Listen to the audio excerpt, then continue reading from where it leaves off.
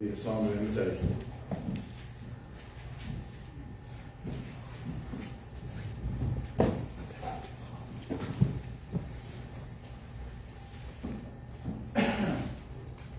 You would take a Bible in hand and open to the Old Testament book of Ruth. The Old Testament book of Ruth. We are continuing our trek through the Old Testament. Last Sunday evening we completed the book of Judges. So since I've been here, we've looked at Genesis, Exodus, Leviticus, Numbers, Deuteronomy, Joshua, Judges, and tonight Ruth. And Lord willing, at our next study, we will begin 1st and 2nd Samuel. Well, 1st Samuel is what we'll do. And so I'm looking forward to that study with you. Now, as is our normal practice when we start a new Bible book study, what we'll want to do is look at the author of the book. We usually look at the date, we look at the occasion of writing, and then we get right into it. As far as the author of the book of Ruth goes, it is next to impossible to determine who wrote the book. Some say Samuel wrote it. I don't know. There's nothing in here that gives any hints other than the time frame, which would be about 1050 BC. And if you look at chapter 1, beginning there at verse 1, we find a date and an occasion of the writing. So at chapter 1 and verse 1 of the book of Ruth, it says, "And it came to pass in the days when the judges judged, that there was a famine in the land, and a certain man of Bethlehem, Judah, went to sojourn in the country of Moab, he and his wife and his 2 sons." So this is the occasion of this short epistle, is that there was a famine during the days of the judges. Now, when was there a famine during the days of the judges? You and I just finished a study of the book of Judges. Well, the best I can tell is that if you look at Judges chapter 6, during the days of Gideon, the Midianites came up against Israel like the sand upon the seashore, and they gobbled up all the food and wouldn't let Israel have any food. And so that's the closest to a famine that I could see from the book of Judges. Now, we continue then, and we're going to do some reading tonight. Follow along in your Bible with me as we read. And I guess if you took a step aside and say, well, how could you summarize the book of Ruth in a real quick manner? Well, I would say that it's a book that has a lot of lessons, as we shall see, but I think that maybe the one really big thing that stands out is Ruth's character sketch. And if you're a woman, or a young woman, or a woman period, I think that this book really speaks to you, so to say. And of course, men as well, because we can see in Boaz what a good and quality, noble character that this man was, but there's a lot about the character of Ruth which the book has as its name. And so we're going to see that Ruth is identified as a worthy woman. And so we're going to see what a worthy woman is by studying the book of Ruth. So let's start there at verse 2. So there's a famine, and this man leaves Israel because of this famine. And in verse 2 of chapter 1, and the name of the man was Elimelech, and the name of his wife Naomi, and the name of his 2 sons Mahlon and Chilion, Ephrathites of Bethlehem, Judah. And they came into the country of Moab and continued there. And Elimelech, Naomi's husband, died, and she was left and her 2 sons. And they took to them wives of the women of Moab. The name of one was Orpah, and the name of the other Ruth. And they dwelt there about 10 years. And Mahlon and Chilion died, both of them. And the women were left of her 2 children and her husband. So, when we get through the first 5 verses, you say, well, there's a series of unfortunate events for this woman, Naomi.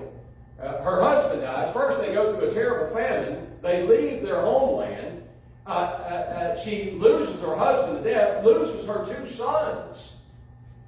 And all she has left is her 2 daughter-in-laws. Verse 6, she arose with her daughter-in-law that she might return from the country of Moab, for she had heard in the country of Moab how that Jehovah had visited his people in giving them bread.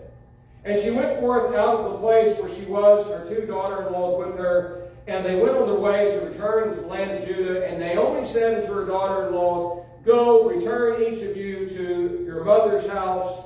Jehovah be kindly with you, as you have dealt with the dead and with me. Jehovah grant you that you may find rest, each of you, in the house of her husband. Then she kissed them, and they lifted up their voices and wept.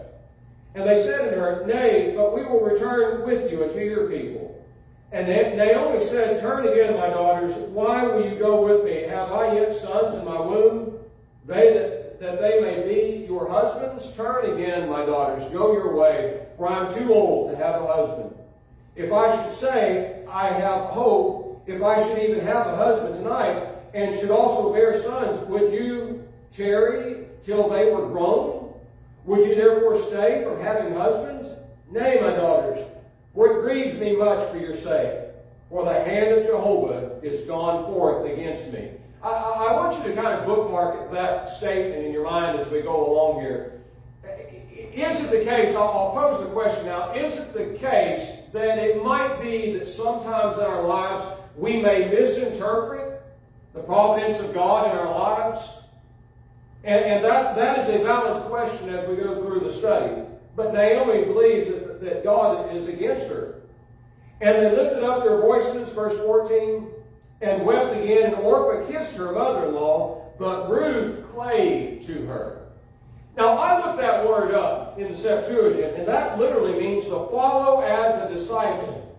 And that speaks volumes to the characteristics or character trait of Ruth. Ruth is a Moabite. And if you look at the next verse, verse 15, it says, And she said, Behold, your sister-in-law has gone back unto her people and unto her God. Well, if you look into the Moabites, you know that in the book of Numbers, we found that they were known as the people of Chemosh. Chemosh was a god of war and conquering.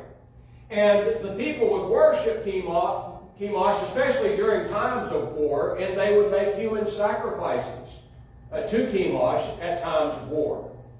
And so that's Ruth's background. But because she clave to Naomi, the word suggests that as Naomi has been with her, she, along with her husband, has taught her about Jehovah God. And she has made the conscientious decision to leave her people, to leave her God, little g God, and to follow Naomi back to Jerusalem, back to the people of God who worship Jehovah God. So again, that's a very important part of the study. Now, we continue, and we read at verse 16, And Ruth said, Entreat me not to leave you, and to return and follow after you, for where you go, I will go, and where you lodge, I will lodge. And your people shall be my people, and your God my God. And where you die will I die, and there will I be buried. Jehovah do so to me, and more also, if aught but death part between me and you. And when she saw that she was steadfastly minded to go with her, she left all speaking unto her. So Ruth's quite a bit different than Orpah, her other sister-in-law. And so she is determined to go with Naomi. And it just reminded me of the John 6 passage there, verse 60 through 68. Remember, Jesus gave his disciples the same choice. You can go away. I'm not changing the truth. This is what God is. This is what his truth is. And they said, To whom shall we go? You have the words of life. There is nowhere else to go. We're going with you. We're following you. And really, Ruth has made the same decision. She's going to follow the Lord. She's going to follow Naomi back to the land of God. So we pick up at verse 19, And so they two went until they came to Bethlehem. And it came to pass, when they were come to Bethlehem, that all the city was moved about them. And the women said, Is this Naomi?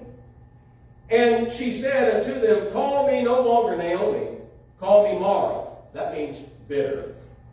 For the Almighty has dealt very bitterly with me. I went out full, and Jehovah has brought me home again empty.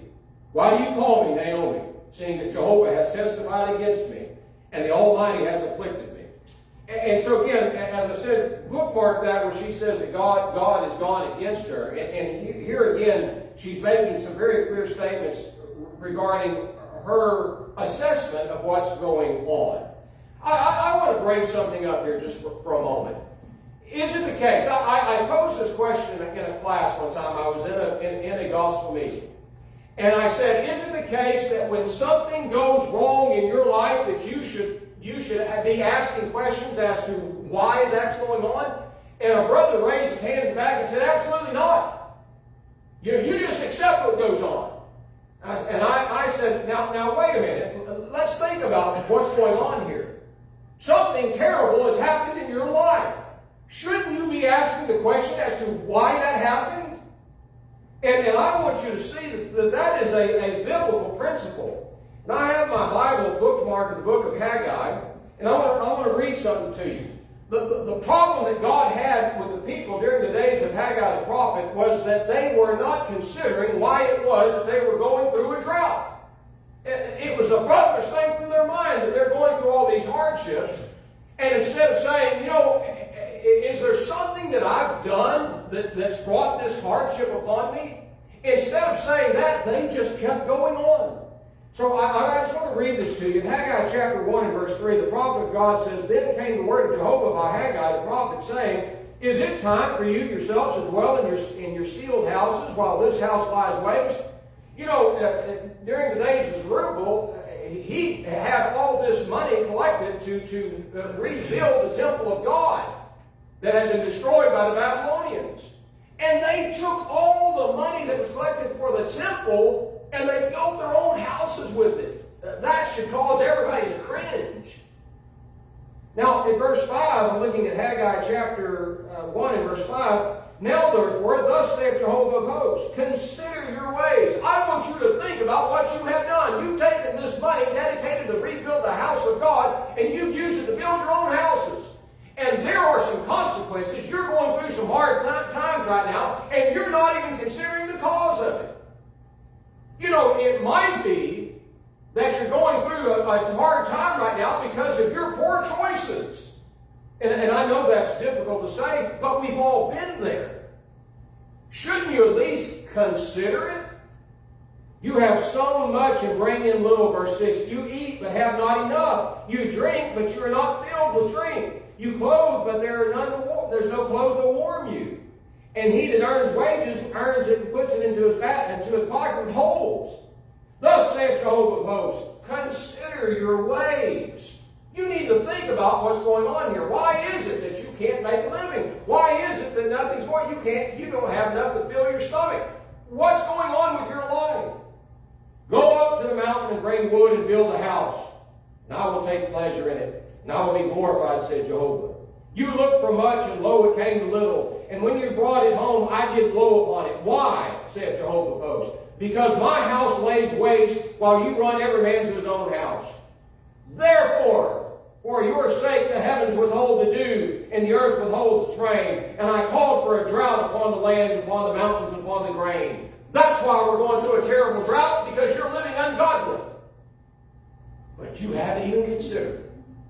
You see, now we go back to Ruth, and Ruth is considering. She's saying to herself, there are terrible things that have happened to me in my life. I'm out of favor with God. Now, this is what has to take place.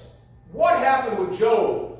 Does the story of Job remotely remind you of the story of Ruth? Ruth has lost everything.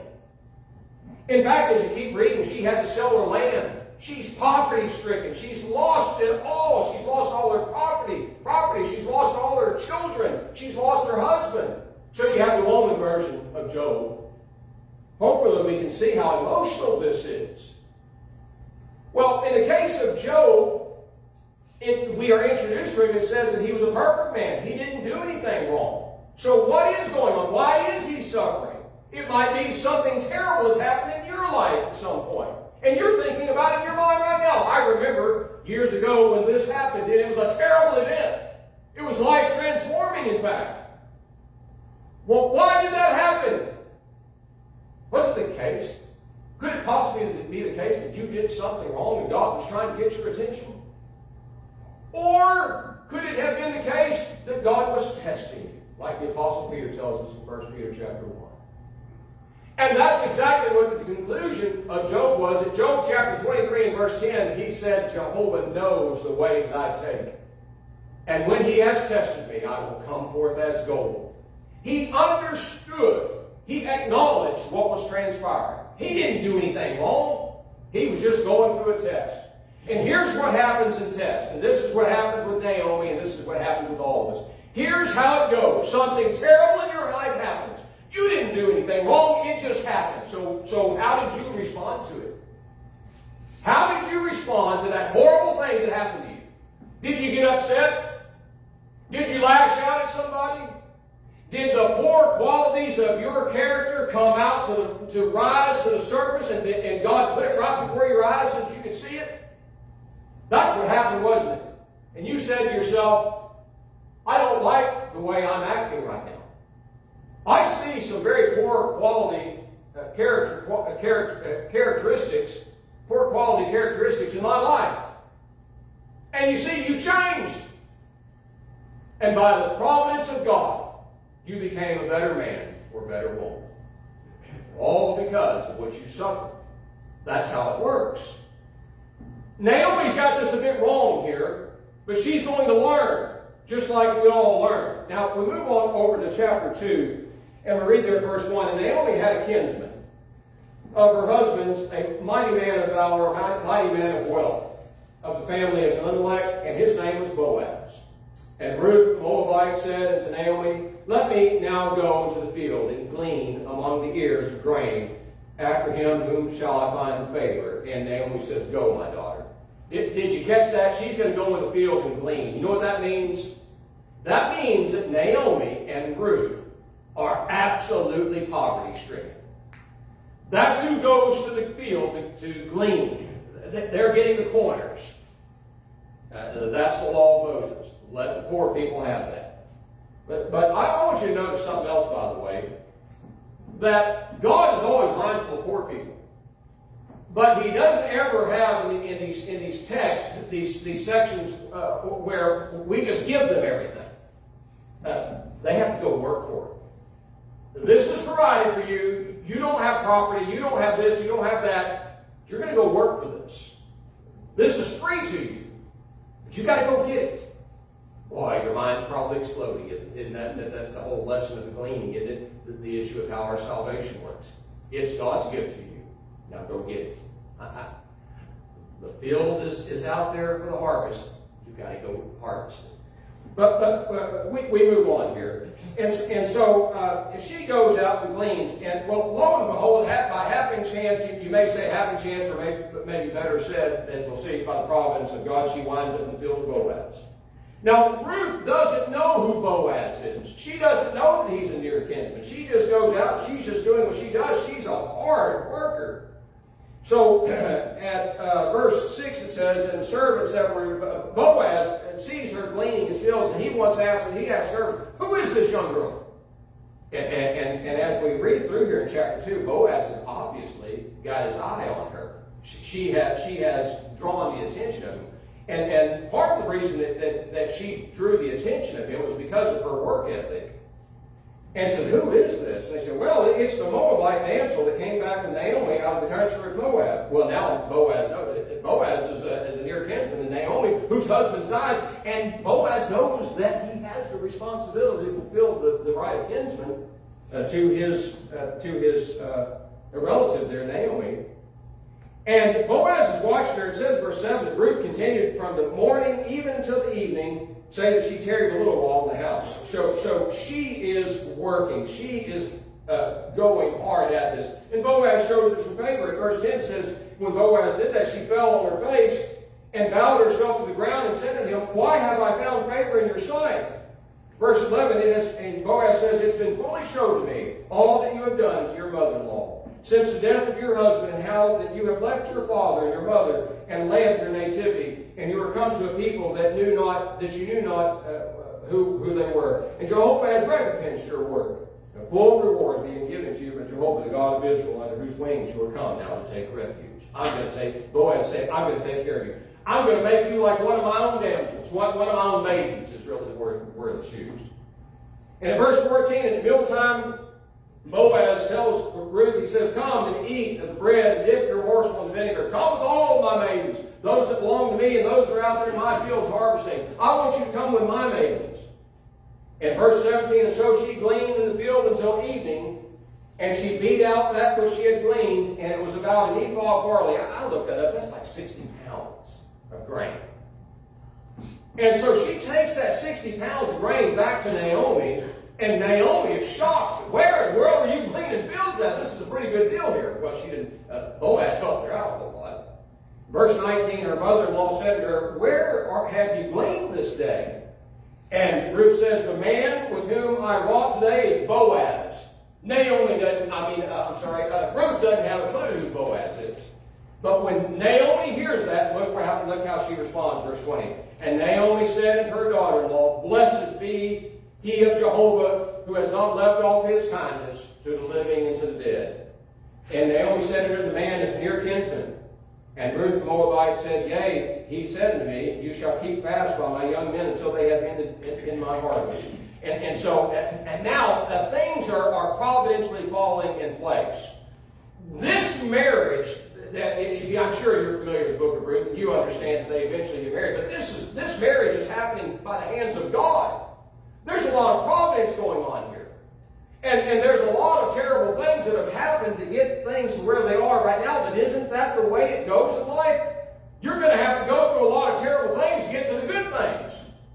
And I'm going to say this, that as far as marriage goes, Casey and I have talked about this so many times. When we were first married, things were nothing like they are right now. Right now, I have my absolute best friend that is like my right arm, can't do without her. And our love is so much different than it was when we were brand new.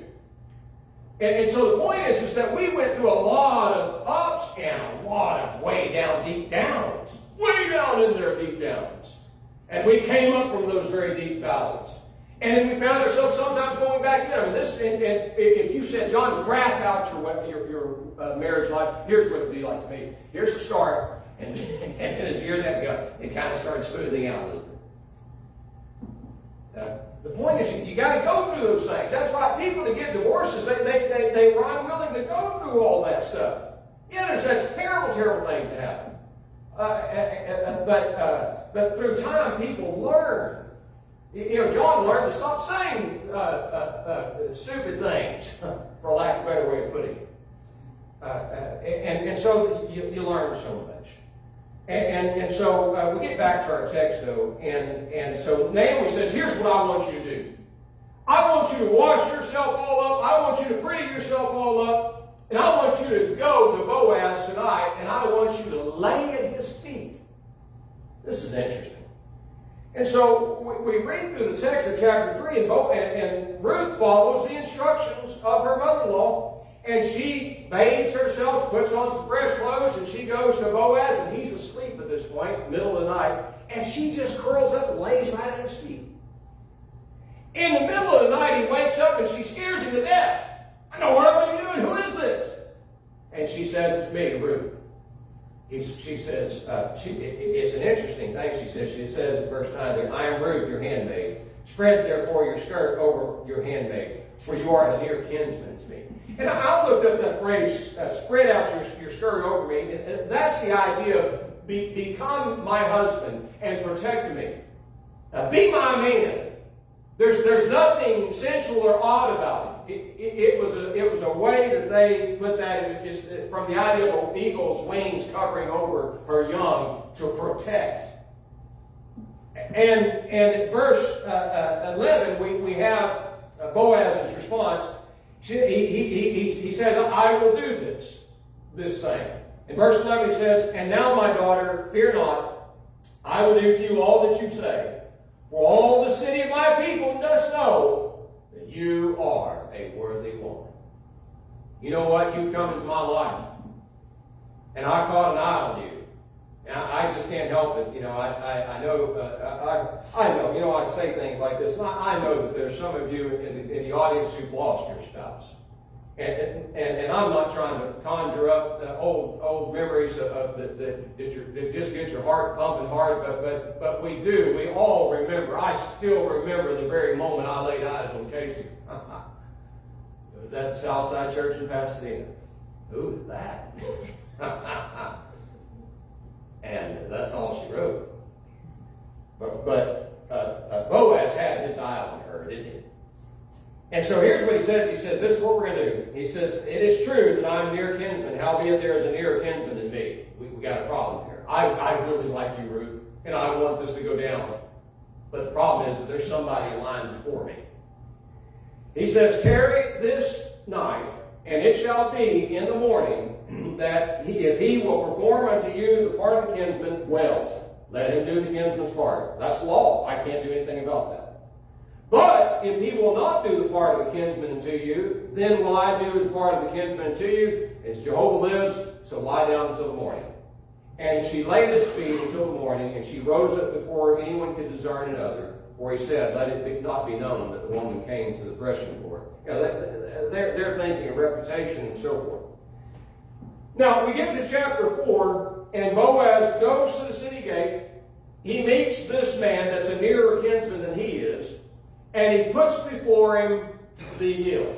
Naomi has a piece of property, and she has sold that, and I'm asking if you would like to perform the duty of the near kinsman and to repurchase that land for her. The man says, yes, I will perform the duty of the kinsman. Well, as I read through this, I think to myself, Boaz says, well, I've got a problem now. Because I want Ruth. And so he says, well, here's the deal. If you do the duty of a kinsman, Ruth comes with this. If she is a Moabite that came back with Naomi, and her husband died as well. And you will have to raise up seed for Naomi, because Naomi's too old. So you're going to have to take her daughter-in-law, whose husband has died, and raise up seed for him. And that son that you raise, that property will belong to him. Well, the man hears that and he says, deal's off. I don't want to do that. I'll buy this property and I won't have any benefit at all. It's going to go to the kid. And so Boaz says, I'll do it. I'll take her. And I want to read to you the very last few verses of the chapter, verse 13, looking at chapter 4 and verse 13. So Boaz took Ruth, and she became his wife. And he went in unto her, and Jehovah gave conception, and she bare a son. And the woman said unto Naomi, Blessed be Jehovah, who has not left you this day without a near kinsman. And let his name be famous in Israel. Now, as I read through this, you think about, this is going to be a prophecy of Christ, and that's what you should be thinking as we're reading through this, Christ. And he shall be unto you a restorer of life, and a nourisher of your old age. And your daughter-in-law, who loves you, you may want to highlight that. Your daughter-in-law loves you, Naomi. That's Ruth. And they said, she's better to you than 7 sons. And she has borne him for you. And Naomi took the child and laid it in her bosom and became nurse unto it. And the woman, her neighbors, gave it a name, saying, There is a son born to Naomi. And they called his name Obed. He is the father of Jesse, the father of David. Now these are the generations of Perez. Perez begot Hezron. Hezron begot Ram. Ram begot Abinadab. And Abinadab begot Nahshon. And Nahshon begot Salmon. Salmon begot Boaz. And Boaz begot Obed. And Obed begot Jesse. And Jesse begot David. And the book ends. So I have a couple of application things that just put a smile on my face, and I just really enjoyed the study. To me, the book of Ruth is kind of a feel-good story, and it brings out some good things that's as far as application for all of us today. But the very first thing is the issue of providence. And I would say as I read through this, and I study the subject of God's providence throughout the Word of God, I would say this, that you and I need to be very careful with our assessments of things. Careful not to ascribe something terrible to God when God's working in your life for a various cause. Do you believe that Jehovah is God? the almighty living creator of heavens and the earth. I know you do. You wouldn't be here this evening if it were not the case. Do you not realize that he still works today in these providential ways? Why did I come to Orange, Texas?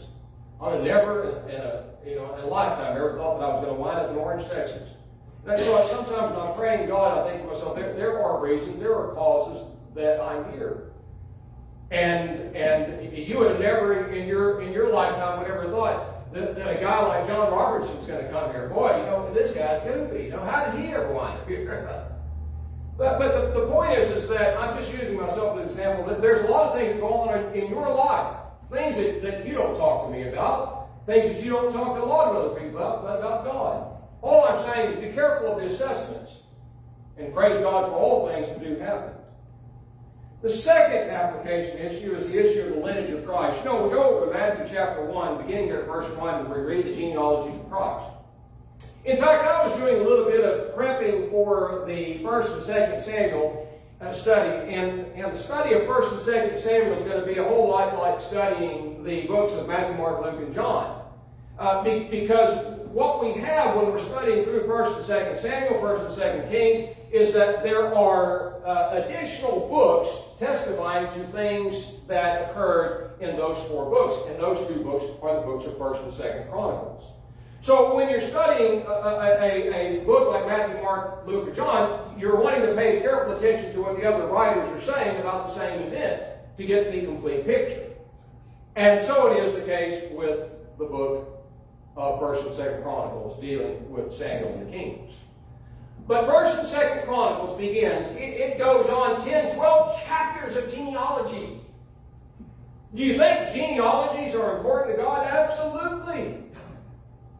You read, starting there at Matthew chapter 1 and verse 1, these are the genealogies of Jesus Christ. And so what happens? You read through there, and then you come to a passage like Romans chapter 9, and you see that the Apostle Paul says, they are not all of Israel that are of Israel. Jacob I loved, but Esau I hated. You know that there is not only a lineage of Christ, but there's also a lineage of Esau and those that were not people of God. Well, what should we get out of genealogies? We should get everything out of genealogies. I want to find myself in the genealogy of Jesus Christ. That's the point of all these genealogies. It shows a separation of 2 different types of people. One people are holy, and they follow God with all their heart, mind, and soul. The others are ungodly.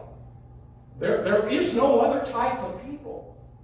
Genealogies, genealogies bring that out. And the third and final application issue is the issue of the worthy woman. And as I study through the book of Ruth, I find that Ruth is someone who displayed the spirit of love and care for her elderly mother-in-law. She took care of her very poverty-stricken mother-in-law. And I also see that the text says that she was very kind. And then another thing that I see about Ruth, as we're reading through here, is that she was a worker. She worked hard. Morning till evening, she's working. Now there's another place in the Bible, it's Proverbs chapter 31, that reveals a worthy woman. You read with me in Ruth chapter 3 that Boaz said, I will perform this because all the city knows that you are a worthy woman. So this phrase is something that Bible people were very familiar with. And we want to familiarize ourselves with the idea of what a worthy woman truly is. I don't want the world or the denominational Church of Christ to teach me what a worthy woman is, what God expects His woman out of women in this world. So I read the book of Ruth and I see the worthy woman. And I read Proverbs chapter 31 and I see a worthy woman that's beautiful from every aspect. And I want to read to you a couple of passages here and then the sermon will be over. I'm looking at Proverbs chapter 31 starting there at verse 10. A worthy woman who can find? Her price is far above rubies. The heart of her husband trusts in her, and she shall have no lack of gain. She does him good and not evil all the days of her life. She seeks wool and flax and works willingly with her hands. She is like a merchant ship. She brings her bread from afar. She rises also while it is yet night and gives food to her household and their task to her maidens. She considers a field and buys it. With the fruit of her hands she plants a vineyard. I'm going to pause here, and all I want to do is make a comment. This is an industrious woman. This is not a woman sitting in the house twiddling her thumbs. This woman is a hard worker. She girds her loins with strength and makes strong her arms. She perceives that her merchandise is profitable. Her lamp goes not out by night. She lays her hands to the distaff, and her hands hold the spindle. She stretches out her hands to the poor. Yea, she reaches forth her hands to the needy. She is not afraid of the stove for her household, for all her household are clothed with scarlet. She makes for herself carpets of tapestry. Her clothing is fine linen and purple. Her husband is known in the gates when he sits among the elders of the land. That's an interesting thought there. You know who he's known for? He's known because of his wife. That's something, isn't it? His wife says a lot about who he is. You know who you're going to attract. Think about that. We're going to pause here. I want to get back to reading in just a moment. But here's how you're going to either attract flies, or you're going to attract someone of a wonderful character like you. If it is the case that all you can see is physical things, and you are concerned about being beautiful and attracting the eye of some man with sheer beauty, and that's it, that's what you're going to get. You're going to get a fleshly-minded guy that doesn't care about anything but the flesh. But if you are a kind woman, if you are a caring person that extends the hand of need to those who are poor, who are less fortunate than you are, in other words, you're a woman of nobility and character, and you work hard, you see, you're going to attract the same type of person that's kind, that's loving, that works hard. But that's not it. We're going to see a couple more things here in just a few verses.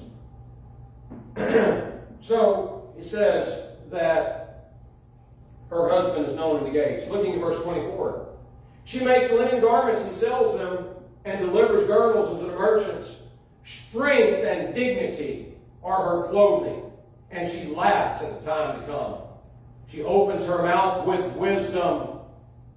There's another wonderful characteristic. She opens her mouth with wisdom, and the law of kindness is on her tongue. She looks well to the ways of her household, and eats not the bread of idleness. Her children, here are the consequences. Her children rise up and call her blessed. Her husband also, and he praises her, saying, many daughters have done worthily, but you excel them all. Grace is deceitful, and beauty is vain. But a woman that fears God, she shall be praised. That's beautiful, isn't it? That's the woman I want. That's the woman I got. I know you guys got yourselves one too.